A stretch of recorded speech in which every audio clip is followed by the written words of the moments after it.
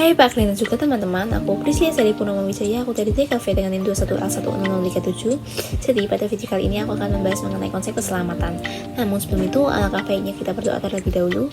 Tuhan, terima kasih atas segala berkat rahmat-Mu, kiranya segala berkat rahmat-Mu ini bisa menjadi kebaikan bagi kami dan menjadi berkat bagi kami. Dan nama Tuhan Yesus kami berdoa, amin. Oke, jadi di sini aku akan menjelaskan mengenai konsep keselamatan. Konsep keselamatan ini adalah untuk bagi mereka yang mau terbuka terhadap tawaran ilahi untuk karya keselamatan. Jadi keselamatan ini adalah hak ilahi. Nah, kadang orang ini seringnya tertipu dengan tampilan luar, tidak melihat dari hatinya. Tuhan menginginkan kita untuk melihat dari hatinya, bukan melihat seperti jabatan, seperti romo, pendeta, dan lain-lain. Kadang-kadang kita menganggap bahwa romo, pendeta, dan lain-lain ini tentunya pasti mereka masuk ke dalam surga. Namun ternyata tidak. Bahkan mereka juga belum tentu masuk ke dalam surga, namun juga mereka belum tentu masuk ke dalam neraka. Kita tidak mengetahui hal tersebut. Yang mengetahui hal tersebut hanyalah Tuhan. Nah, jadi tandanya bahwa jabatan ini tidak menentukan mereka mendapatkan keselamatan yang kekal. Nah, Tuhan ingin melihat kita bagaimana kita berserah, bersungguh-sungguh, dan berpuasa dan menyerahkan segalanya kepada ilahi. Tuhan ingin melihat kita melakukan hal tersebut. Nah, kita sebagai manusia juga jangan melihat kita dari tampilan luarnya saja. Kita juga melihat dari hatinya seperti yang Tuhan lakukan kepada kita.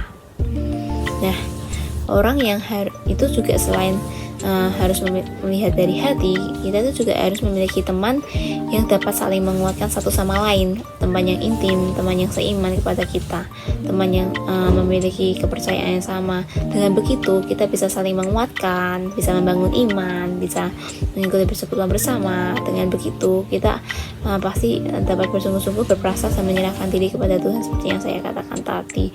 Nah, begitu kita akhirnya akan mendapatkan keselamatan dari Tuhan yang sejati. Namun jalan untuk mencapai keselamatan tersebut tentunya tidak mudah. Kita sebagai manusia selama hidup kita harus banyak-banyak melakukan refleksi diri. Kita harus terus-menerus berjuang, berusaha untuk selalu mengikuti hidup yang sesuai dengan kehendak Tuhan, mengikuti proses yang Tuhan lakukan pada kita. Jadi kita juga harus bisa melakukan berdoa, minta bimbingan Tuhan. Apa sih yang sebenarnya Tuhan inginkan dari kita? Kita harus dapat menjalani hidup ini dengan demi keselamatan yang kekal. Jadi pesan moralnya adalah bahwa dalam kehidupan ini kita ini tetap harus dapat berproses dan mengikuti kehendak Tuhan. Disitulah iman kita akan teruji. Nah, disitulah pula kita akan terbentuk menjadi pribadi yang sesuai dengan kehendak Tuhan dan mendapatkan keselamatan yang kekal tentunya. Nah, pendapatku sendiri tentang keselamatan, jadi bahwa keselamatan itu memang benar adanya, keselamatan dari Tuhan itu memang nyata.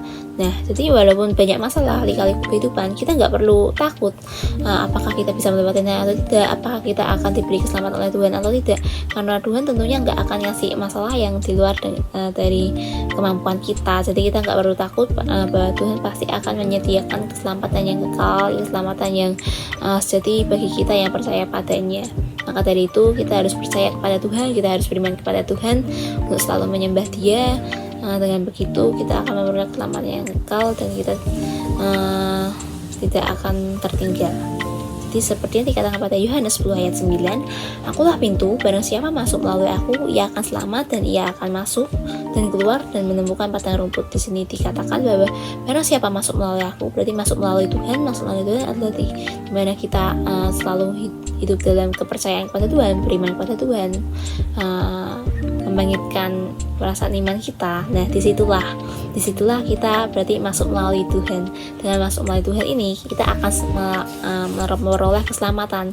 Dikatakan ia akan selamat dan ia akan masuk dan keluar menemukan padang rumput. Nah, ia akan selamat ini berarti artinya kita selamat, mendapatkan keselamatan sejati dari Tuhan, dan akhirnya kita menemukan padang rumput. Padang rumput ini adalah surga yang kita nantikan, di mana kita dapat hidup kekal bersama Tuhan dalam sukacita. Sekian dari video saya, kiranya video kali ini dapat memberkati kita semua. Sebelum saya tutup video pada kali ini, kiranya kita menutup video kali ini dengan doa. Tuhan, terima kasih atas segala berkat rahmat-Mu. Kiranya video pada kali ini bisa berkat bagi kami semua. Dalam nama Tuhan Yesus kami sudah berdoa, amin. Sekian dan terima kasih.